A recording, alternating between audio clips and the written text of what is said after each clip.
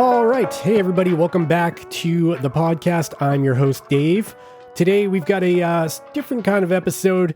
We're going to be talking about the week in fitness tech. It's not really just the week. It's also like the past month or so, but week in fitness tech has a better ring to it, I think. We've got a few topics to discuss today, but first I want to, wish you a happy April 1st. This is April Fool's Day. Hopefully no one's pulled one over you or pranked you this morning, or maybe they did. Maybe that added some excitement to your life, and now you're excited. You're invigorated for the rest of your day. I don't know. For me, my kids have tried to pull one over on me this morning, but they weren't successful because I am the king when it comes to pranks. Today, like I said, we're going to be talking about this week in fitness tech. This is going to be a new series of podcast episodes I'm going to do, weekly, every couple of weeks, maybe every month, where I talk about the new and exciting things that have happened in the week of fitness tech. It doesn't have to just be fitness tech, and you'll find out more about that in this video, or not a video, it's a podcast today. And we're going to talk about things that I've noticed, notable things that have happened this week, and what it's all about. Today, the topics are the Whoop Band 4.0, some new features that have been added. We're also going to talk about the Oura Ring, and again, some more features that have been added to the Oura Ring or will be soon. We're going to talk about some Garmin leaks. I'm not one for Garmin leaks, but this one's pretty exciting. So, of course, I'm going to talk about that. And finally, we've got the GoPro Volta and some new GoPro accessories that I thought were kind of interesting, and I'm kind of looking forward to. And I also want to talk about the new Suunto features that have been rolling out. Seems like they're doing some work behind the scenes there, which is exciting because, Suunto hasn't been really hot and heavy lately. They've been kind of moving at a pretty slow pace. So the first topic today is the Whoop Band 4.0. If you followed my YouTube channel at all, you know I've already reviewed this thing. I generally like the Whoop Band 4.0, but my whole beef with the Whoop Band was always the price structure. So if you don't know, the Whoop Band is essentially free, which is great, except for the fact you have to spend $30 a month on the subscription forever. You don't get to stop paying. It's just a subscription-based plan that goes on forever, which for some people is fine. I've heard arguments both ways. And one thing Whoop does do that I do like is they do, whenever there's a new software or hardware update, they tend to upgrade everybody for free, or, at least give them a discount or a way to upgrade, a path forward to upgrade the hardware so that your subscription price is also including your hardware price, which is not a bad thing. That said, $30 a month does add up. And, my argument is you spend $500 or $600 on a Garmin one time, you're good for X amount of years. Yeah. So the subscription thing, I've got a little bit of subscription fatigue myself, and I know a lot of other people do. Anyways, that's neither here or there. If you want the full review, check out the video that I'll link in the show notes of this podcast if you're interested. So the new features that are coming to the Whoop Band 4.0. First, we've got Apple Health integration. What this means is if you go on a run with your Apple Watch or even a Garmin or anything like that, that syncs over to Apple Health. That data will also now be shared with the Whoop app, which is great. That means your runs and all of your fitness data will be cross-platform compatible. They won't just be locked into the Apple ecosystem. So what does that mean for the end user? It just means more data in the back end of Whoop, which is always good. More data is always good to get a more well-rounded idea of your fitness and well-being over time. The second new thing is that there's going to be pregnancy due date teams. I found this one to be really interesting. My wife thought it was kind of cool, but for me, I thought it was kind of like, why would you want this? So the idea behind pregnancy due date teams is the Whoop app will actually pair you up. If you're a pregnant woman, it'll actually pair you up with other pregnant people that are expecting around the same time frame as your due date. So you can actually support each other. I don't know the extent, like if you can message each other or just comment on each other. I don't know. The idea is they're going to group you with people in the similar situation that you're in, expecting a baby at the same time, maybe in the same age bracket. I don't really know all of the details, but the idea is there. So the idea being that, I'm a dude. I can only sympathize with my wife so much when she's pregnant. I know she needs her friends, and other pregnant people around her for backup that know what she's actually going through, whereas I can only imagine what they're going through. So this idea is supposed to give you more of a community kind of support system around being pregnant, which is kind of cool. But again, I thought it was kind of interesting to share that level of privacy with kind of total strangers. So interesting feature. I don't know everything about it, but it is added to the Whoop Band 4.0.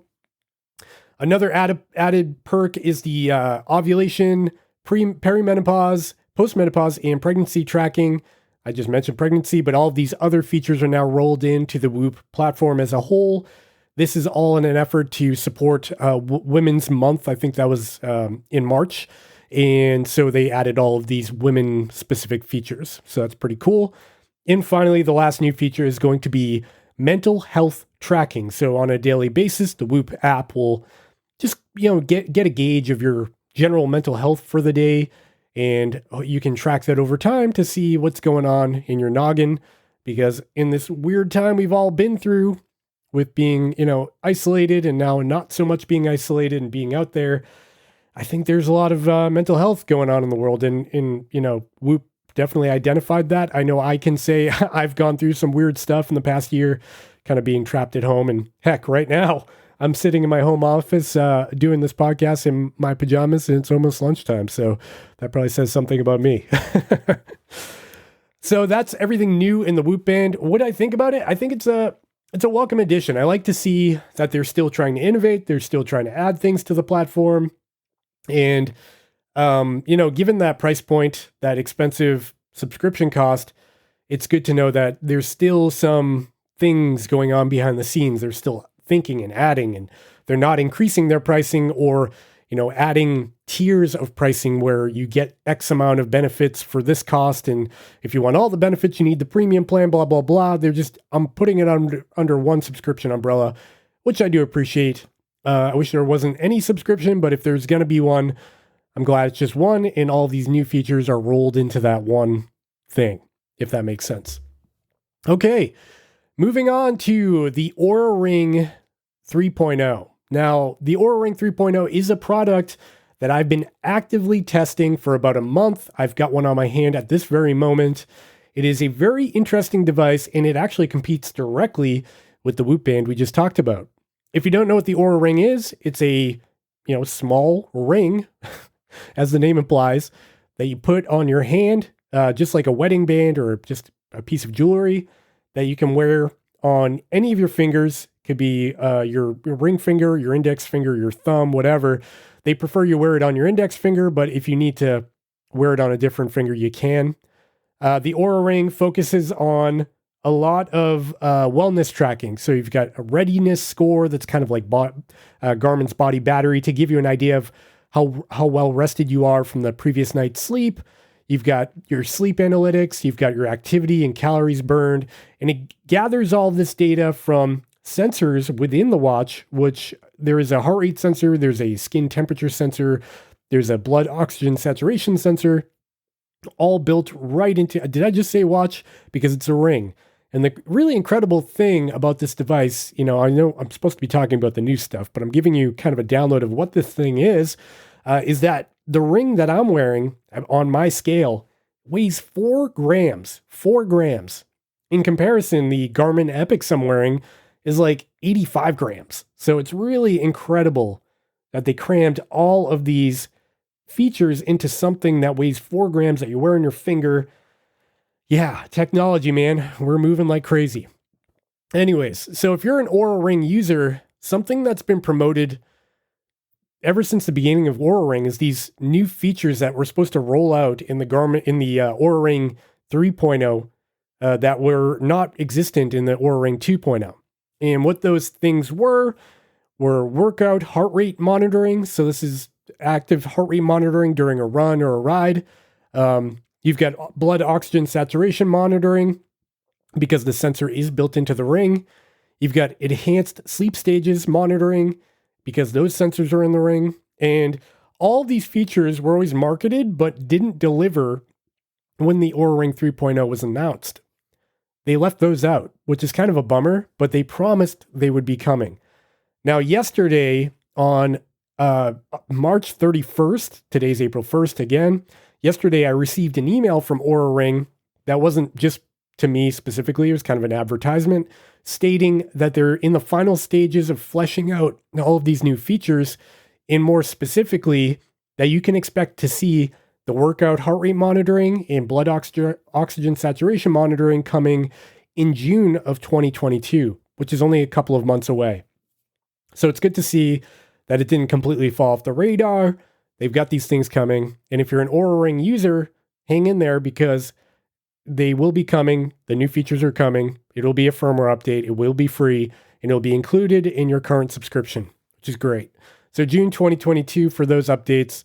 I was hoping it would be sooner than that so I could test it because, like I said, I've been wearing the ring for about a month and I'm working on a video that will be out on YouTube probably next week, I'm guessing. Again, today's April 1st, so stay tuned for that. Check out the links in the show notes if you want to subscribe to YouTube to get the full download on my thoughts on the Oura Ring 3.0. Okay, next topic. Now, this is going to be a touchy subject because I'm not one that likes to dive into the weeds when it comes to rumors and leaks and things like that. But this product is very exciting. Now, we're going to be talking about the newest Garmin Tactics. If you don't know, the Garmin Tactics is essentially a Garmin Fenix 7, but specifically designed for military use. This could be, paratroopers skydiving out of an airplane. It could be troops on the ground wearing night vision goggles. It's got a built-in stealth mode and kill switch for active combat use. And it's got a different additional navigation features for, navigating off the grid, using coordinates, all that stuff. That's what the Tactics family has been for always. And the Garmin Tactics Delta exists right now. You can buy one, but it's based off of the Fenix 6 hardware, which, it's not as late and great as the new Fenix 7 stuff with the updated optical heart rate sensor, the new GPS chip, better battery life. So all of these new features we saw come on the Garmin Fenix 7 are probably going to come to the Tactics line. And they're saying, I got this information from the 5K Runner's website. Check out I'll link it down in the show notes. But check out his website. He's somebody who follows the rumors and really gets into the weeds with this stuff. I try to stay out of it because, to be honest, I've got somewhat of a relationship with Garmin when it comes to reviewing this stuff. They typically send me stuff ahead of time. I'm not allowed to talk about it. But as a preface to this little conversation I'm having, I know nothing about the Garmin Tactics. I know nothing about what's coming. And if I did, I wouldn't be able to talk about it. But me saying that I know nothing about it should tell you I actually know nothing about it. Because if I did, I'd probably leave this story out of this week's news.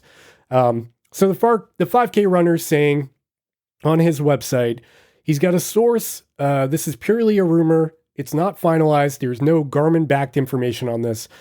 But apparently overseas in like Germany or something, there was a leak about the Garmin Connect app that shows a new family of devices that are able to pair with the phone. There are 7 potential models that range from something called a Tactics 7 to a Tactics Delta to a Tactics Charlie, and all of these apparently have different features. All of this stuff is very vague and unfinalized. And in this article specifically, there's no hard evidence of what the features of these new watches will be. But if I had to guess, I would say it'll be based heavily around a Garmin Fenix 7, like a Fenix 7X, the bigger one. It'll likely have improved battery life, better solar performance, a sapphire lens, titanium housing, and a slightly different design compared to the Fenix 7. Should you be interested in this thing? I don't know.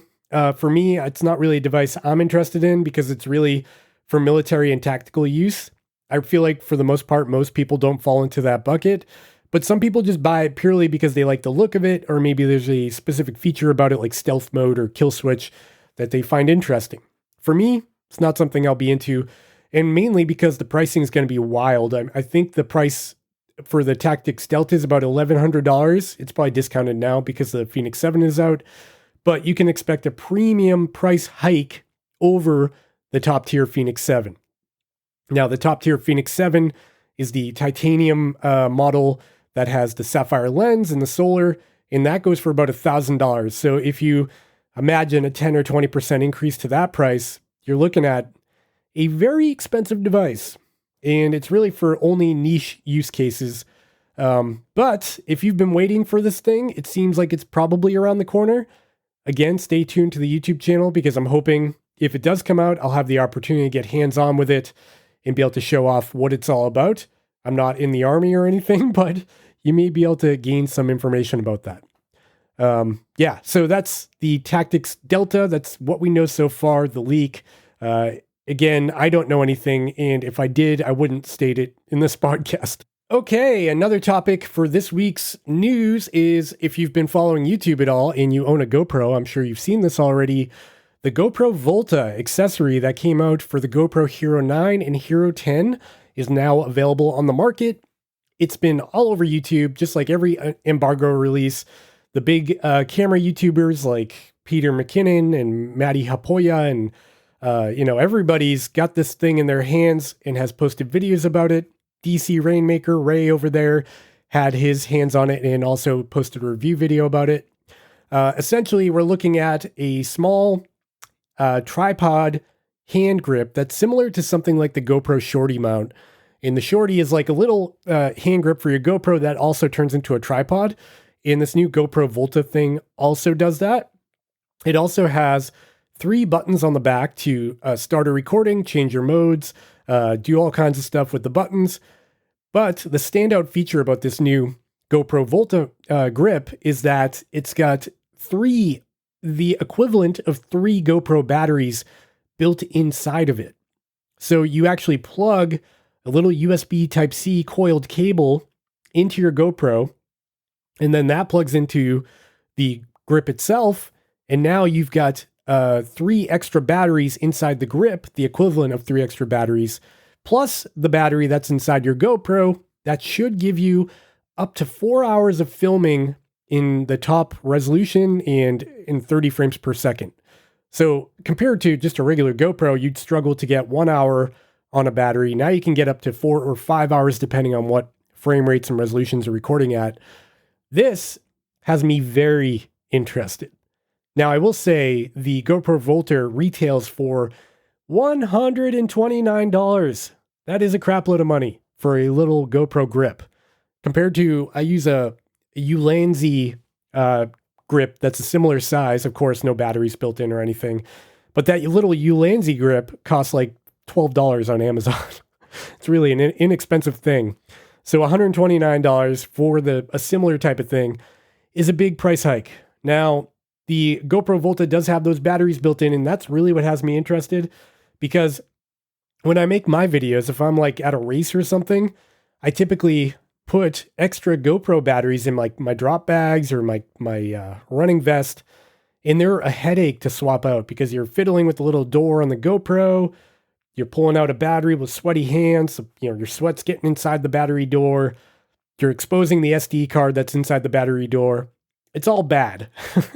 So if you're doing this in the rain, or you're like doing an extreme sport like kayaking, or you're climbing, or you're in a situation where you don't have your hands free to swap out the battery, and you're already using a grip, so the size is already there, this GoPro Volta thing is kind of a good value add.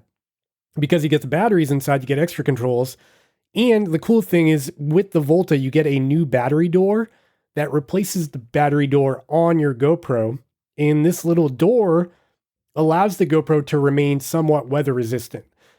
Now, keep in mind, the big downside here, and what I need to learn more about, is that the GoPro Volta itself is not completely waterproof. They're saying on the website that it's water resistant.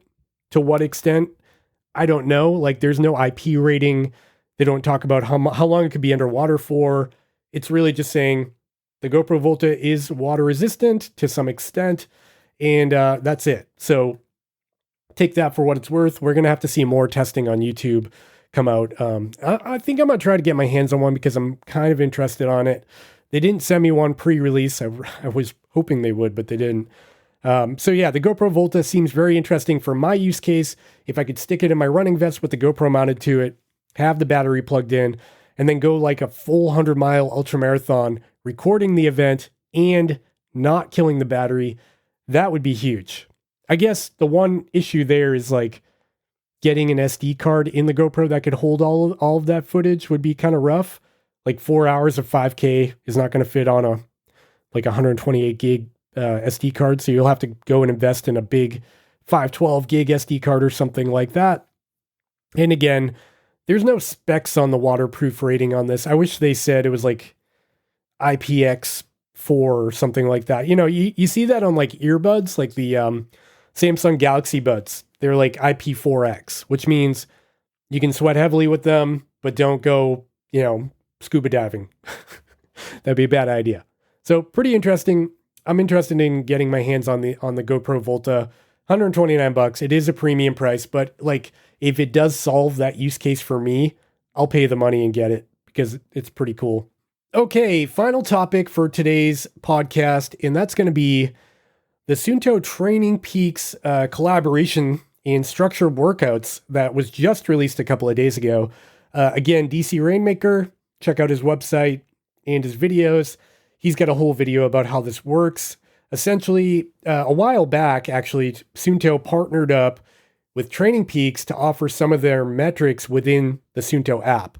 So you've got things like the recovery score and the stress score and things like that on your activities that's derived from Training Peaks. So it's kind of interesting if you're a Training Peaks user, if you really like how they measure things and the stress scores and things like that, it's a big value add to a Suunto user. And it might, if you're in the market for a device, it might push you towards Suunto because of that tight integration that they have set up in the Suunto app.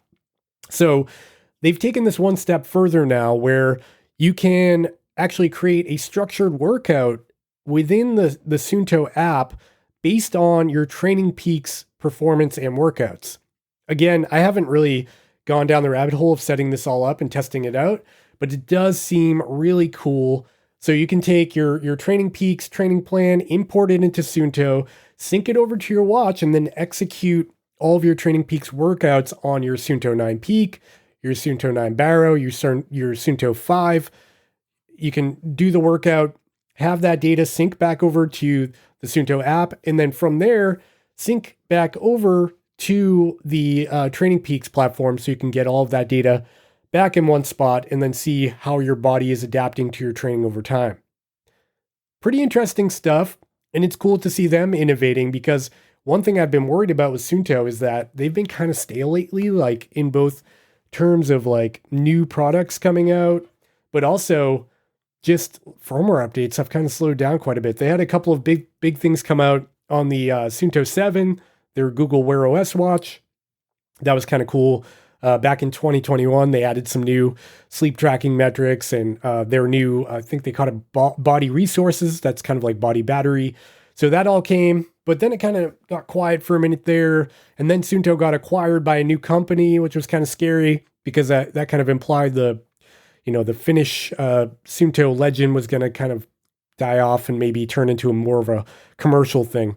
But it seems like they're still keeping their roots intact, and this new integration with Training Peaks and the structured workouts is pretty interesting. And another topic in terms of Suunto is going to be a new feature coming out to the Suunto wearables out there that's related to the Suunto app zone. And this is another article that you can find on Rainmaker, DC Rainmaker's website. Essentially, Suunto is working on something called Suunto app, what's it called? Yeah, Suunto Plus Guides. This is basically a slimmed down version of like widgets and stuff that third-party developers can make specifically for certain workouts. So if you're not aware, like Garmin has something called the Garmin Connect IQ platform, which is basically Garmin's like app store. If you own a Garmin watch, you can download third-party watch faces from there that are totally customized. You can download apps for doing various things like checking your battery status or turning on lights that are attached to your smart home or whatever. There's all kinds of stuff out there. There's thousands of apps on the Garmin Connect IQ store. Now, Suunto did have something like this years ago called the App Zone, but it never really came to fruition. They never really did anything with it. It was kind of just invented and kind of went stale. But now they're doing this thing called Suunto Plus guides, which is basically like small data fields and widgets that will be available to be developed by third parties to be integrated into your activities. So essentially, for instance, if you've got your running activity and a developer thinks you should have a certain view within that activity, whether it be like running power or, some kind of different heart rate gauge or something like that, third-party developers will be able to design and develop these new Suunto Plus guides to be available within your Suunto wearable. Pretty cool. And I think the first integration of this is what I just talked about with Training Peaks. But there's probably going to be more to come, which is pretty interesting. I don't know a whole lot about this, but it is cool to see that Suunto is working on this. There's more coming. They're not letting that App Zone thing die off. And Suunto Plus guides will be available for everybody, for the masses soon. And hopefully third-party developers make use of this and make some really cool apps so Suunto users have something to be excited about. That's really it. I don't know everything about it, but it seems like they're opening the door for third-party apps, which is always good. And hopefully it just keeps moving in this direction. All right, and that's really it in terms of fitness tech news this week. It wasn't all fitness tech because I don't know if a GoPro accessory really qualifies, but I think you get the gist of what I'm trying to do here. Things that interest me are things that I'm going to talk about in this style of podcast. Like I said throughout this video, if you're interested in fitness tech, ultra running, endurance sports, things like that, check out my YouTube channel because that's really where I post the majority of my content, but I will be doing more podcasting because it is something I really enjoy. We're going to have some guests on here, and I'm going to try to stay up to date with doing some weekly podcasts like this where we talk about what's going on in the world of fitness tech, and if there's anything exciting out there that should be talked about and benefiting the user. So I hope you enjoyed this podcast episode.